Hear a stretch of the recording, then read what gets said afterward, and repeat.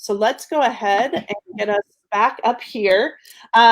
So this next part, I know we feel we agree in a lot of this. So the next part is that we're going to talk about, let me get that banner up there, is creating the perfect reception timeline. So let's talk about that. Yeah, absolutely. So for the reception, there are usually sort of, I kind of break it up into three major parts to make it kind of easier to think about.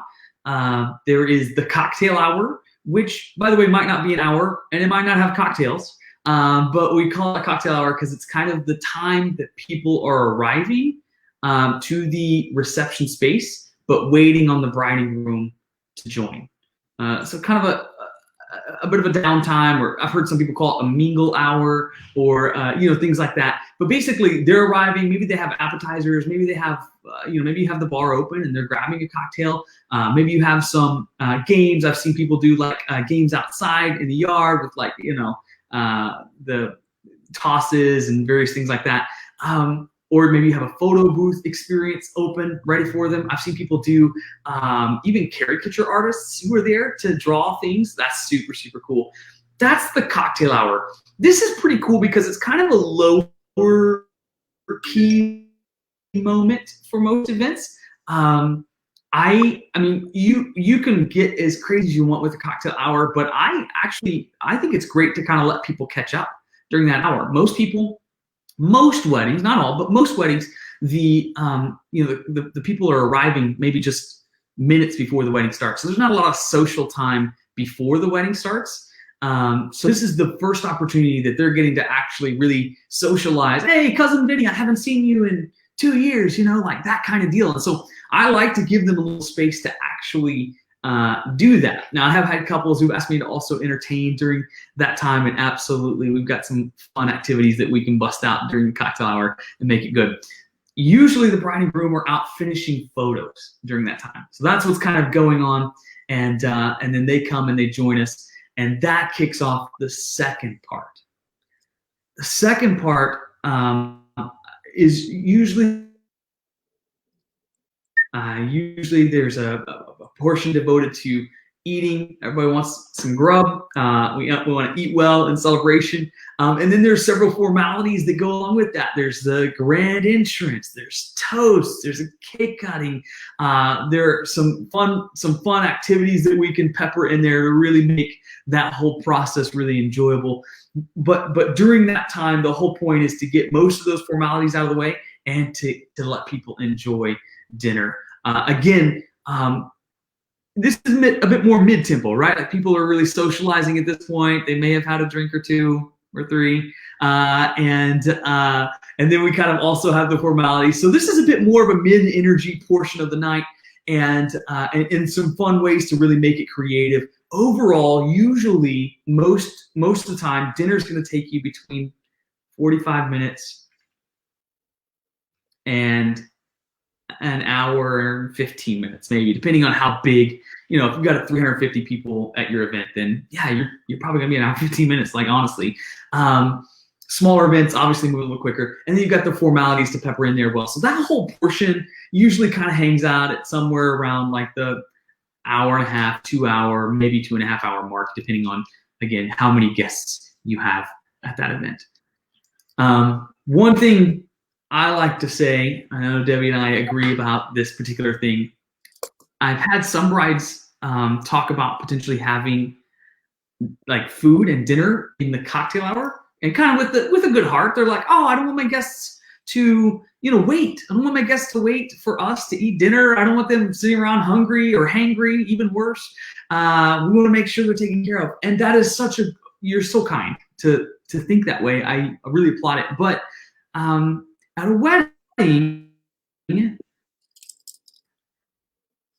a lot of people, and when you can add structure to it, it helps them to know that there's a plan and to execute that plan well together. If you don't do that, then people, the worst thing that can happen is they just get up and they start going, right? And then there's no structure, There's no form. They're certainly not going to follow your DJ now because like clearly there's no plan. That's usually not good.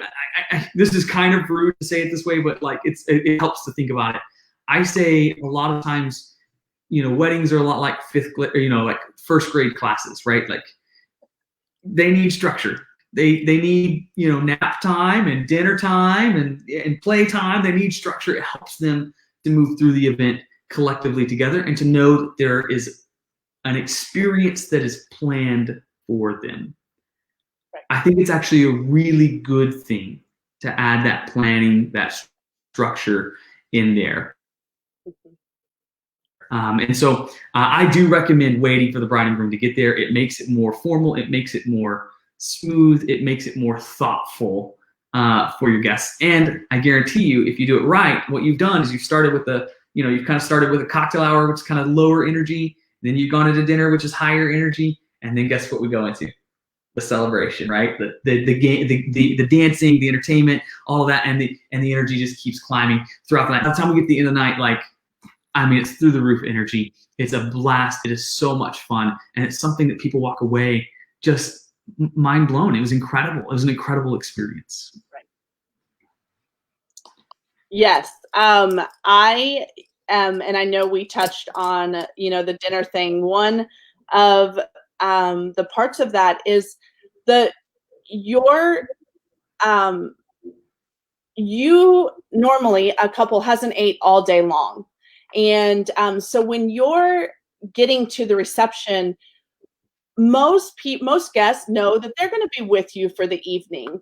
But, it's one of those things that once they've ate, if something's not happening right after, they're kind of like, oh, okay, I'm full. I could go ahead and go home. So, yeah. So, and it's okay.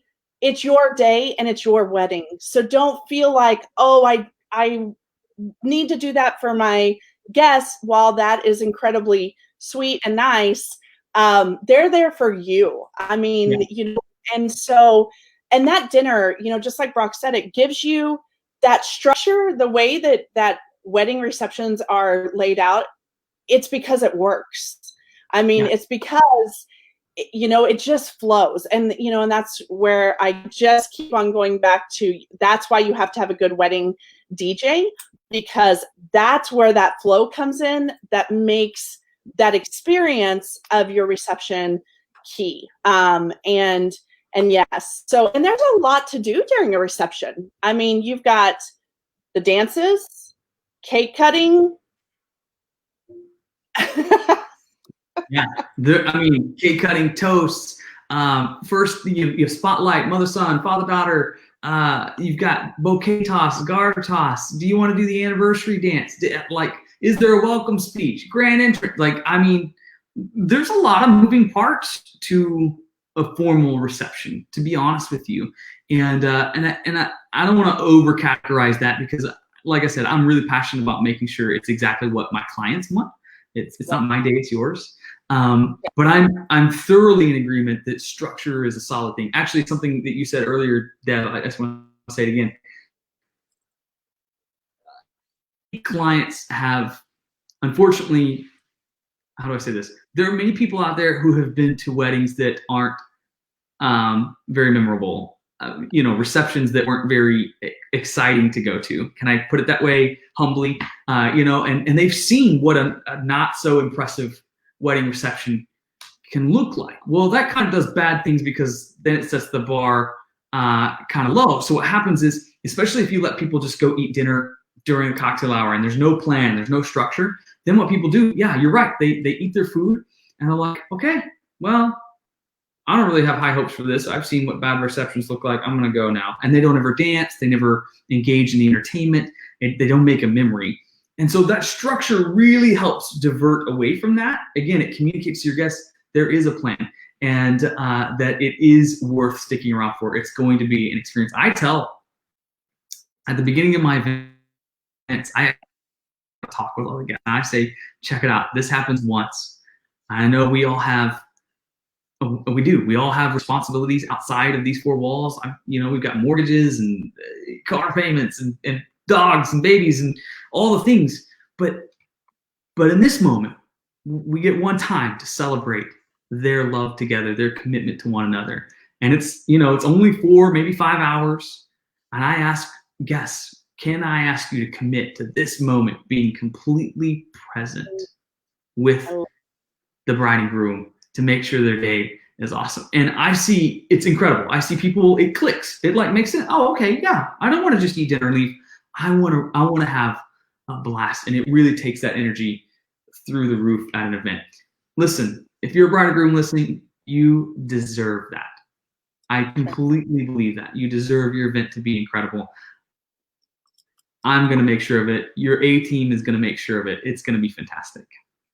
Yeah, absolutely. And, the most important part is once you get to the reception, it's the time that you'll remember. You won't remember a lot of the ceremony. You just won't. You won't remember saying your vows, or a lot of the photos you won't remember. But the thing that sticks with you, as well as yes, your photographer is going to capture those memories, and you're going to have all those, and your videographer. That's why I highly recommend a videographer, because you won't remember what happened during the ceremony.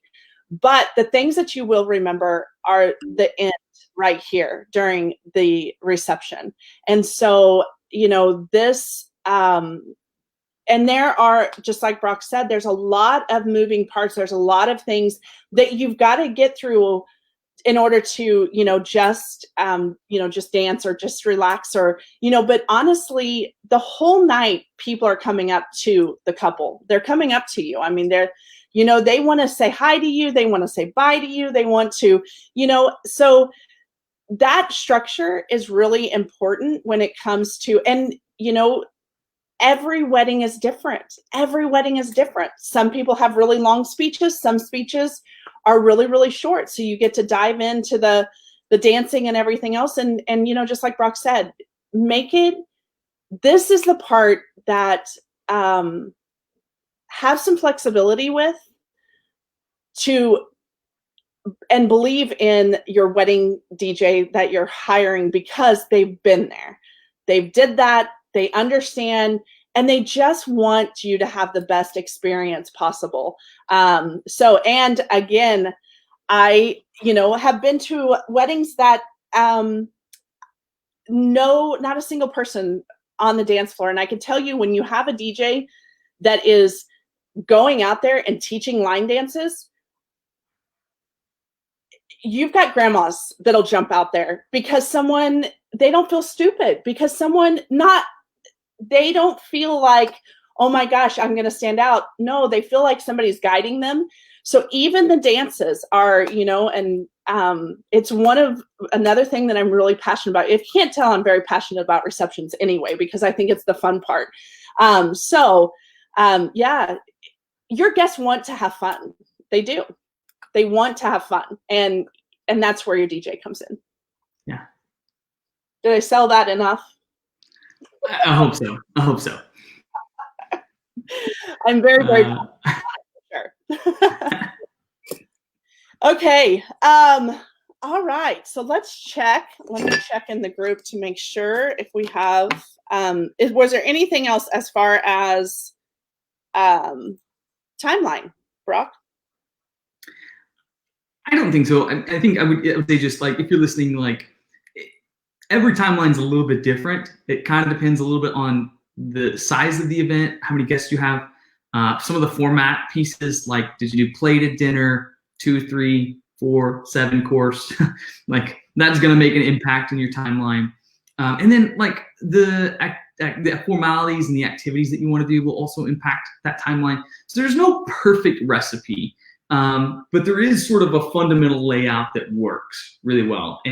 And more or less from that point, what I would encourage you is, like, get with your wedding planner. If you don't have a wedding planner, get with your DJ. And let's talk about what that reception can look like and how to make sure that it's powerful based on your particular situation, your particular circumstances. Right. absolutely. And, it all goes back to every wedding is different. Every, there's not, you cannot blanket at really a timeline. You can't. I mean, every wedding is different, yeah.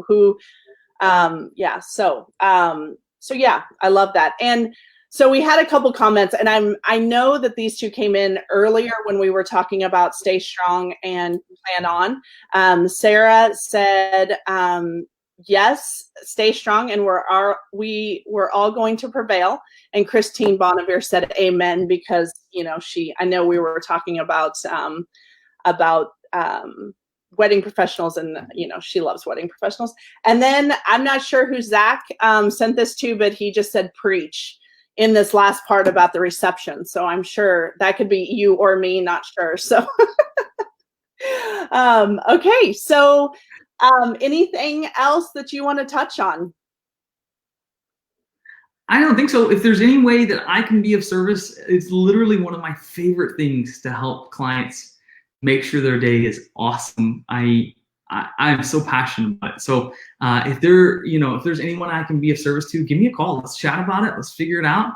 And even if we're not the perfect fit for you, we'll make sure that you get to the people who are. And I'm happy to make some connections for you.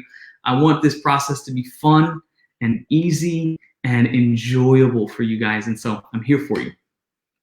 Yeah, I love that. And for those of you who are just jumping on, make sure that you we'll take this video and cut it so it's not so long, so it'll go by topic.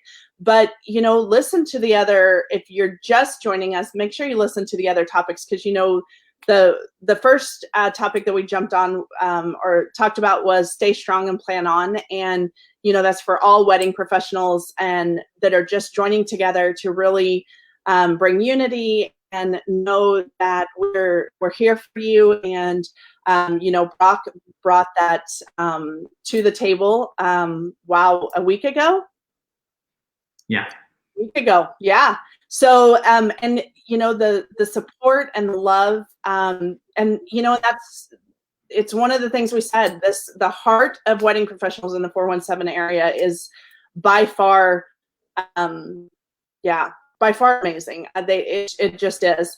And then the second topic we talked about was 5 tips for an amazing reception, which Broc, really, it's 5 tips for all of your wedding, which was incredibly helpful because that all has to do with having that amazing reception. And so make sure you tune in for that. And then, of course, this last topic, which was creating a perfect timeline, know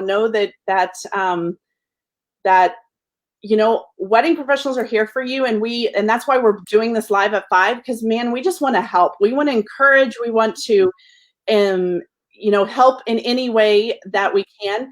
And the Stay Strong and Plan On, they put it in, I'm pretty sure Shelby put it into the comments as far as the video that you can go watch. So that Broc put together for all of us. So this was perfect timing. And thank you.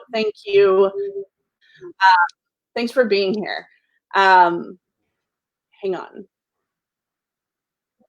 Oh, and then also, if you're watching, you can turn on the notifications so you get alerted when we go live. So if you're a couple and want to keep up with this, we do this every Wednesday at 5 o'clock.